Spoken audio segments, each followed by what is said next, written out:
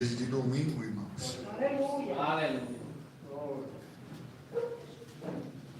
E quero compartilhar.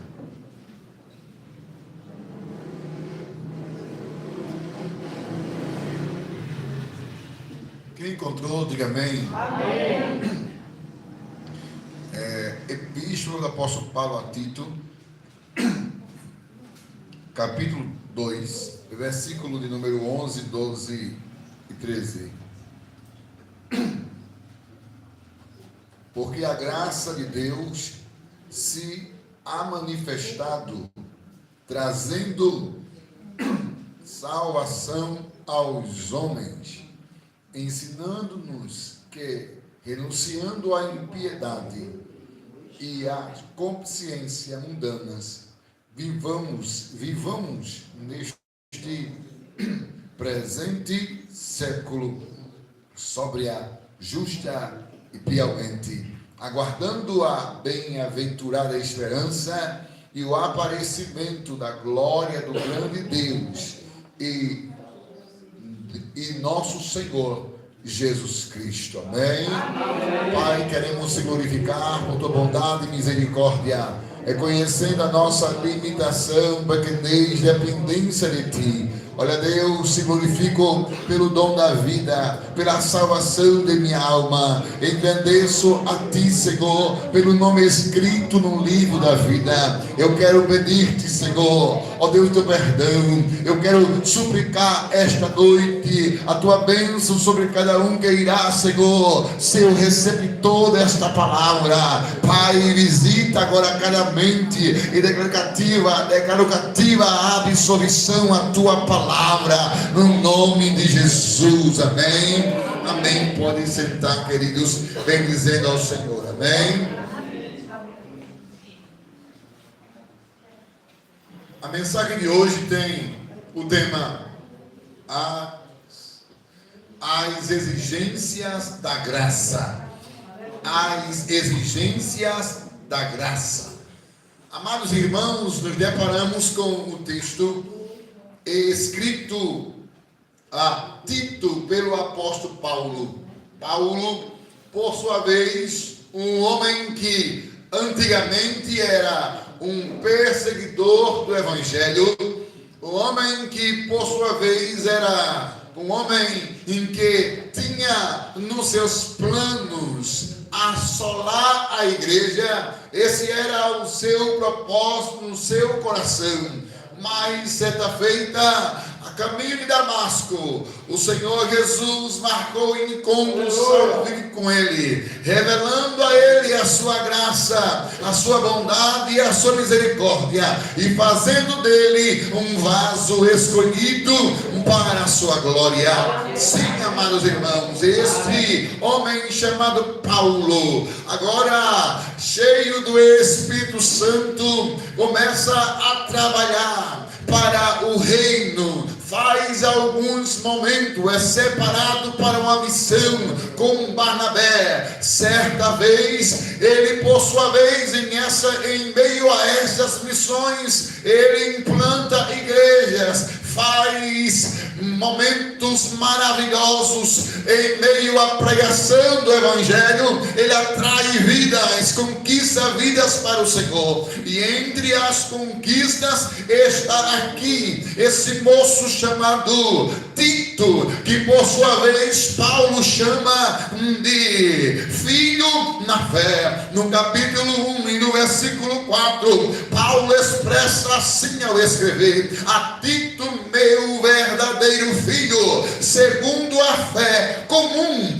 graça, misericórdia e paz da parte de Deus, Pai e da nosso Senhor Jesus Cristo, nosso Salvador. Paulo, ele saúda a a este moço, que por sua vez tinha grande desafio, que era trabalhar na obra do Senhor, ser usado pelo Senhor.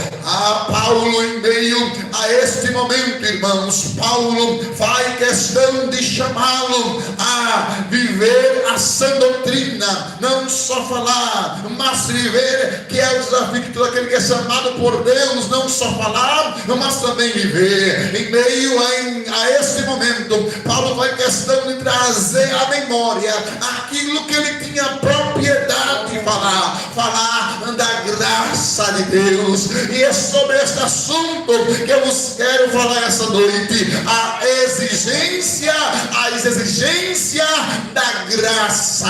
Amém, irmãos? Quando eu falo de graça, eu falo de favor imerecido. Deus viu o homem sem condição alguma de se salvar. Paulo, escrevendo aos irmãos de Roma, Paulo diz que Deus no céu não viu um justo sequer. Paulo ainda disse que o homem estava separado da glória de Deus. O homem não tinha saída para ele. Quando falo o homem, falo do ser humano, não tinha esperança para ele. Mas a Bíblia diz, irmãos, que Deus decidiu amar o ser humano até o ponto de dar o seu filho. João 3,16 que Deus amou o mundo de tal maneira que deu o seu filho unigênito, para que todo aquele que nele creia não pereça, mas tenha a vida eterna. Paulo aí escreve aos irmãos de Roma, no capítulo 5, versículo 8: mas Deus prova o seu amor para conosco em que Cristo morreu por nós, sendo nós ainda pecadores.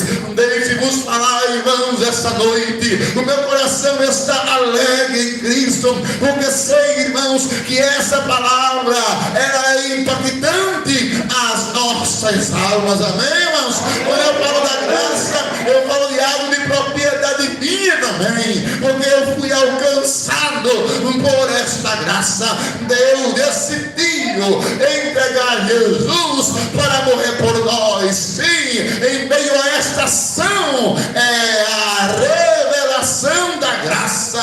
Quando Paulo escreve, irmãos, aos irmãos da Galácia, capítulo 4 e o versículo 4, Paulo é bem enfático quando diz assim: vindo a plenitude dos tempos. Observe, mas vindo a plenitude dos tempos, Deus enviou seu filho, nascido de mulher, nascido sobre a lei.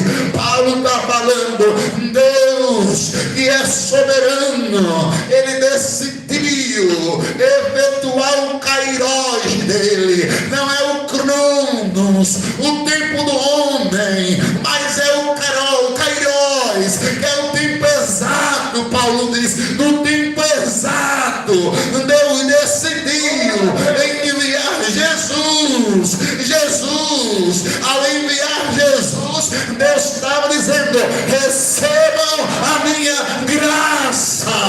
Bendito seja o nome de Jesus. Vocês não merecem, mas eis aí o meu dom, o meu filho, a minha graça para vocês. Quem aqui foi alcançado pela graça, você pode bem dizer ao Senhor.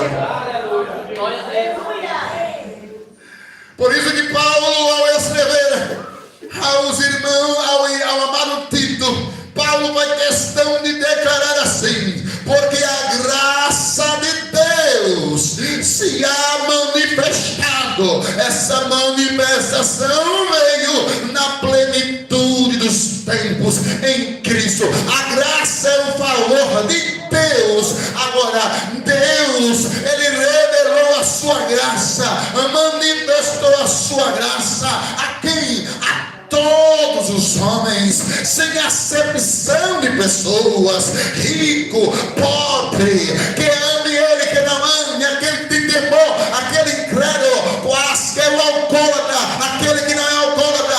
Deus enviou, ou Deus manifestou, Deus se revelou a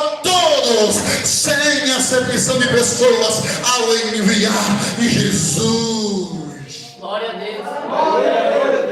Seja ele de qualquer nação, Deus, ele se manifestou a todos e ainda tem se manifestado como em Cristo a lugares remotos que ainda não ouviram falar de Jesus. Então, queridos, quando Deus decide se manifestar, se revelar, Ele o fez com um propósito. O propósito era: Deus se manifestou, porque a graça de Deus se é manifestado, o favor de Deus se é manifestado, trazendo salvação a todos os homens. Observe, a salvação faz parte da graça. Paulo, ao escrever aos irmãos que estão em Éfeso, Paulo escreve aos Efésios, no capítulo 2 e versículo 8: pela graça sois salvos, pela graça sois salvos, pela graça sois salvos. Isso não vem de vós, mas é dom de Deus, porque pela graça sois salvos por meio da fé. Isso não vem de vós, é dom de Deus. Nós somos salvos pela graça, somos salvos pela graça, seremos salvos pela graça nas 6 etapas da salvação que opera no homem. Queridos irmãos, quando Paulo faz questão de declarar a Tito, Paulo está dizendo que Paulo está falando daquilo que ele tem propriedade, porque ele mesmo reconhecia a sua insignificância e o poder da graça que operou nele, pois ele maltratou muito dos fiéis, mas Deus disse: eu quero usar da minha graça com você. Sabe, irmãos, queridos, quando eu falo da graça, essa graça me faz aumentar a minha fé cada dia mais. Amém, irmãos? A graça, ela é poderosa. Amém, queridos? Deixe-lhe dizer, essa graça que acabei de vos falar, essa graça, ela me salva, mas essa graça também exige de mim e de você. A graça que opera em mim, a salvação, esta mesma graça também exige de nós posicionamento. Esta graça que foi revelada em Cristo, ela também exige de nós também posicionamento. Amém, irmãos? Essa graça, ela é poderosa, irmãos. Essa graça, ela é poderosa. Paulo, ao escrever aos irmãos da Galácia, no capítulo, ao escrever aos Romanos, capítulo 6, versículo 14, Paulo faz questão de revelar o poder da graça, irmãos. Você crê? O poder da graça, irmãos. Paulo faz questão de declarar, sim, declarar: o pecado não tem mais domínio sobre vós, não estáis mais debaixo da lei. Amém, irmãos? Sobre o domínio do pecado não estamos mais, porque a graça de Deus me alcançou e te alcançou. A graça nos liberta, destrói o domínio do pecado que estava sobre nós. Amém, querido? Esta mesma graça exige de nós, mas antes da exigência vem a capacitação. Essa graça nos capacita. Paulo escreve a Tito, no capítulo 2, versículo de número 12, ensinando. Olha o que ela diz: após se manifestar, trazendo deu salvação aos homens, ela agora ensina-nos a renunciar às consciências mundanas, aliás, a impiedade e as consciências mundanas, as paixões do mundo. Observe, quando Paulo diz que a graça, ela nos ensina, nos instrui, nos capacita. Que Deus maravilhoso! Ele exige de nós queremos se posicionar, mas o Deus que exige é o mesmo que capacita-nos a fazermos a sua vontade. Bendito seja o nome do Senhor. Quando fala renunciar, está falando deixar aquilo que não agrada a Ele. A nossa vida constante, a nossa vida é de constante renúncia, irmãos. De fato, nós, por termos natureza humana, precisamos cada dia renunciar às nossas paixões, os nossos desejos, as nossas vontades, para que possamos agradar a Deus. Cristo disse: quem quiser vir após mim, negue a si mesmo, tome a sua cruz e siga-me.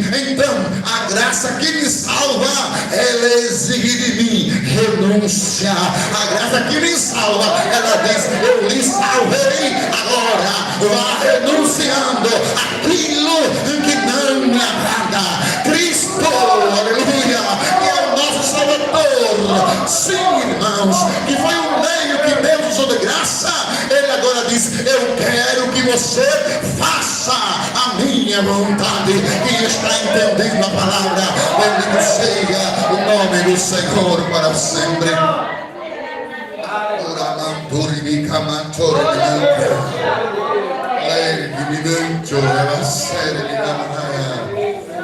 Essa graça que me salvou, ela diz a mim: renuncie aos prazeres do mundo, às suas paixões, lute contra a sua natureza. Ela quer pecado, mas você deve fazer a minha vontade. Renuncie, abra mão. Muitas vezes nós, irmãos, não queremos abrir mão.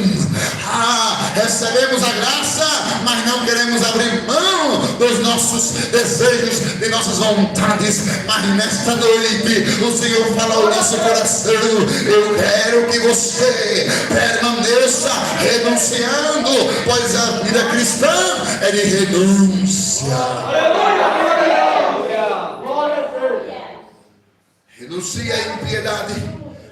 Renuncia à impiedade, o comportamento ímpio. Renuncia às paixões mundanas. Por que renuncia às paixões mundanas? Porque nós estamos no mundo, mas não somos do mundo. Estamos no mundo. Jesus, certa feita, orou na oração sacerdotal. Jesus fez questão de, na oração sacerdotal, ele, por sua vez, dizer assim, em João 17, Jesus disse: Pai, eu não rogo para o que tires do mundo, mas eu rogo para que eu livre no mundo, porque eles estão no mundo, mas eles não são do mundo. Bendito seja Deus. Jesus disse que que eu não somos mais do mundo.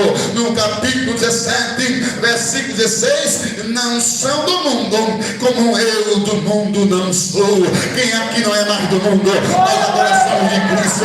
Por que não somos do mundo? Porque Ele nos escolheu do mundo. Aleluia, aleluia. É bem claro, irmãos, quando o próprio Jesus falando que era a videira verdadeira, no capítulo 15 de João, Cristo faz questão de dizer que Ele é a videira verdadeira e que nós somos os ramos. Nós somos os ramos. Aleluia. Estamos nele, conectados nele. Amém, irmãos? Conectados nele. Ele nos chamou, Ele nos escolheu, e a escolha dele não foi errada. No capítulo 15 e no versículo de número 16, Cristo faz questão de dizer assim: não foi vós que escolhesse a mim, mas eu que escolhi a vós, e vos nomeei para que vades e deis fruto, e o vosso fruto permaneça, a fim de que tudo quanto em meu nome pedires, o Pai vos conceda. Aleluia. No versículo 18 ele faz questão de dizer: se o mundo vos aborrece, sabei que primeiro do que vós aborreceu a mim. 19 diz: se vós fosse do mundo, o mundo vos amaria. Sim, que era seu, mas porque não sois do mundo, o mundo vos odeia. Sim, irmãos, nós não somos mais do mundo, porque antes eu vos escolhi do mundo. O versículo diz assim, capítulo 15, versículo 19: Ele nos escolheu do mundo. Então nossa luta é diária, é o mundo com suas paixões, com seus laços, suas investidas, e a gente falando: não, eu sou de Jesus, Ele me escolheu, e se Ele me escolheu, Cristo disse assim: aquele que está nele é nova criatura. Paulo disse: as coisas velhas passaram, tudo se fez novo, novo. Aleluia. Sabe, irmãos, a nossa vida é de renúncia. A natureza carnal, humana, desejos, paixões, está ainda militando. Paulo disse que há uma guerra entre a carne e o espírito. Ambos se opõem. Tiago também disse: um cobiça contra o outro, mas a graça nos capacita a vencer as vontades erradas para acertar, buscar agradar a Deus. Amém, irmão? A exigência da graça, as exigências da graça, entre elas está renunciar à impiedade, comportamento ímpio e os desejos mundanos. Sim, queridos, ela também exige de mim, ela exige de mim um modo de viver, diferente. Como Cristo disse que a gente não somos do mundo, e vamos escolher do mundo. Então agora o meu proceder, o meu pensar, o meu falar, todo o meu agir é agora guiado pelo Espírito de Deus. Aí eu vou me comportar diferente, fazendo valer a graça que me alcançou. Amém? A graça foi de graça para mim e para você, mas para Jesus não, custou um preço. Glória a Deus. Preço de sangue. Por isso que a graça exige de nós. Exige de nós um comportamento de crente salvo na pessoa de Cristo. Em tais, essa graça me diz que eu devo ter um modo de viver diferente. Um modo de viver como? Sóbrio. Primeiro é sóbrio, equilibrado, centrado. Amém, irmão? Glória a Deus. Com sensatez. Nós, muitas vezes, quando não estamos fazendo valer a graça, andamos, vivemos muitas vezes como insensato, com insensatez, se comportando às vezes como louco, sim, sem conhecimento, sem entendimento, irmãos, fazendo aquilo que o mundo quer, nossa carne quer. Mas nessa noite, aleluia, a palavra de Deus fala ao meu e ao teu coração essa noite, e a palavra é essa: eu devo aceitar as exigências da graça. Entre elas está: se comporte com sensatez, com sobriedade, se comporte com inteligência, se comporte com inteligência, com prudência. Amém, irmãos? Amém. o oposto de sóbrios, por falar, é alguém ébrio, alguém também que se comporta como um bêbado, cambaleando. Bêbado nós não somos. Amém, irmãos? Amém. Insensato não podemos alimentar. No mundo nós vivíamos na insensatez, na ignorância, cego no entendimento. Agora não, agora temos a luz de Deus em nossa vida, que clareia nossa mente e nos faz entender o que é certo e o que é errado. Olha o que ele fala ainda mais: a graça também exige que nós possamos se comportar justamente. Está aqui no capítulo de número 12, 2 versículo 12 de Tito.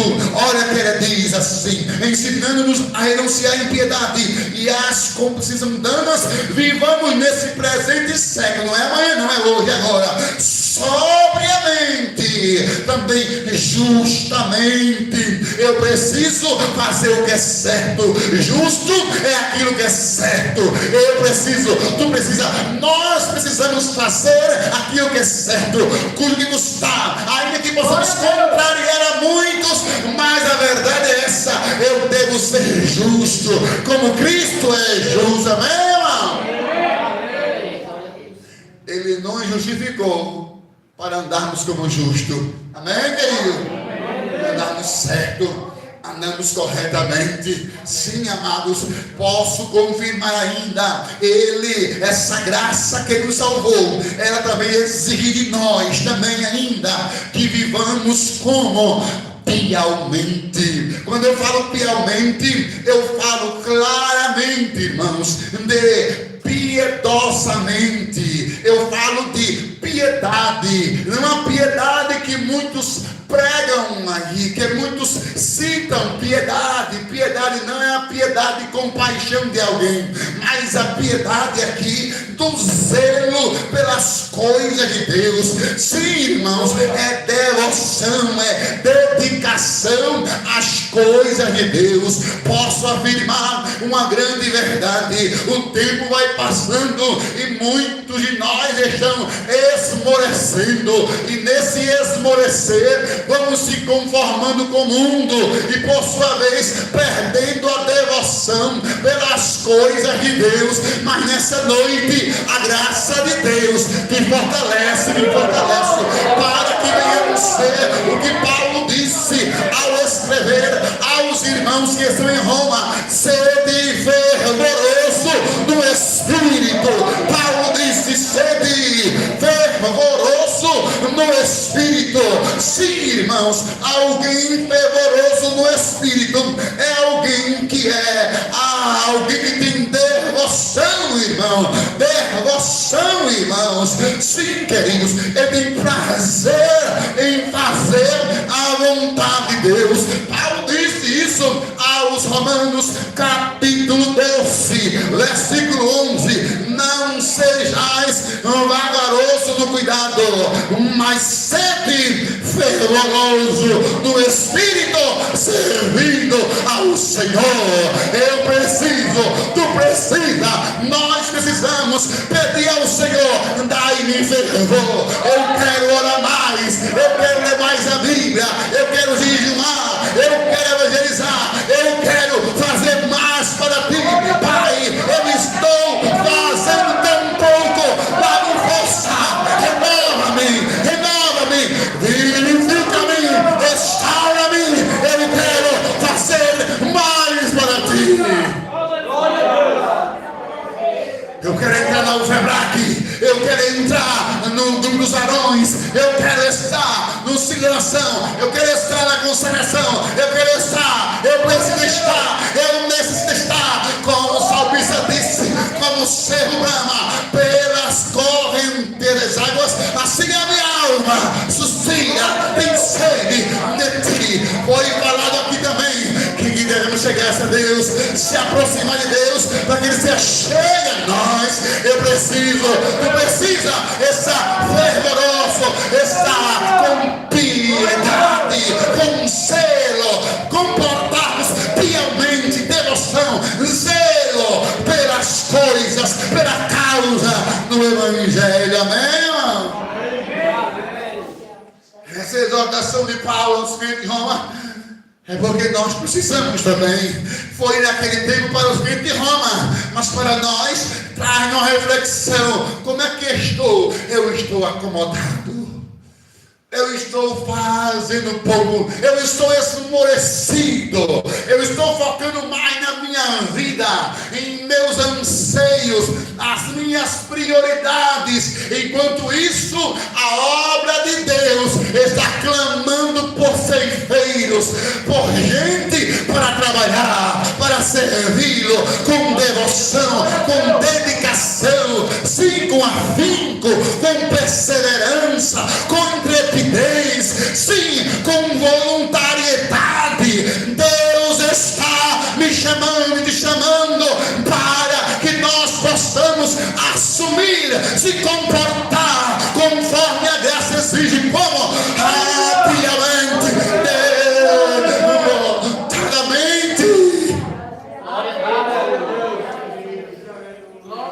piamente,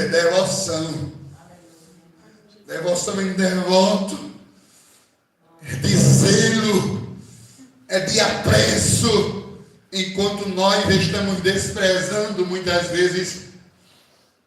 Paulo diz a Tito: olhe, a graça ela se manifestou, trouxe salvação, mas ela capacita e exige de nós que fomos alcançados por essa graça comportamentos diferenciados. Entre eles que se comporte com devoção, devotamente, que se consagrem. É consagração, é dedicação. Sabe o que é consagrado? É separado.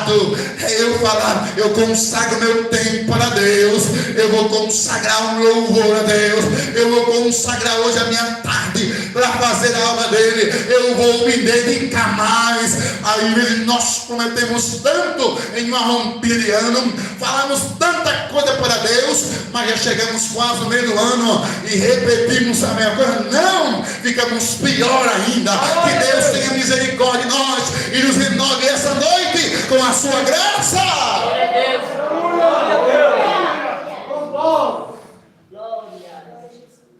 Glória a Deus. Bendito seja o nome do Senhor. Essa graça também exige de mim e de você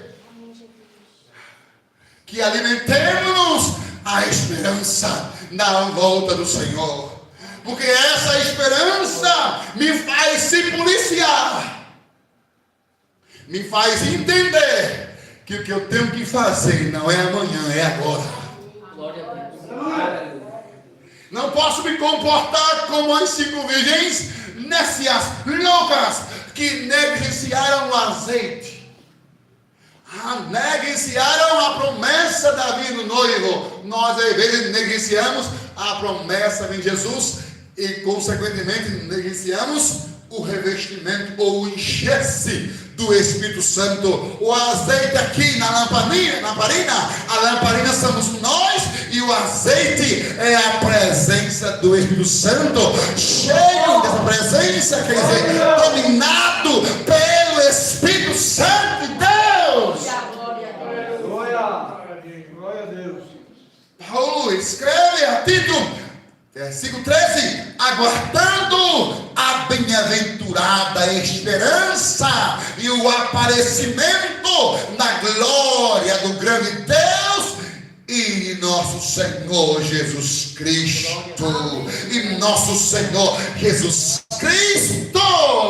Amados irmãos, aqui está falando da volta de Jesus. Então tu podes crer nessa palavra. Nós podemos crer que a graça também exige de mim o quê? Que eu possa aguardar a bem-aventurada esperança. Sim, eu vou guardar ela. Pode passar o tempo que for, mas eu continuo crendo. Jesus vem, Jesus vem. Jesus vem, Jesus vem. Mas pastor, quanto tempo faz? Jesus vem. Mas pastor, isso é conversa. Jesus vem. Mas pastor, tá tudo do mesmo jeito. Jesus vem. Mas pastor, eu não vejo nada. Jesus vem, Jesus vem.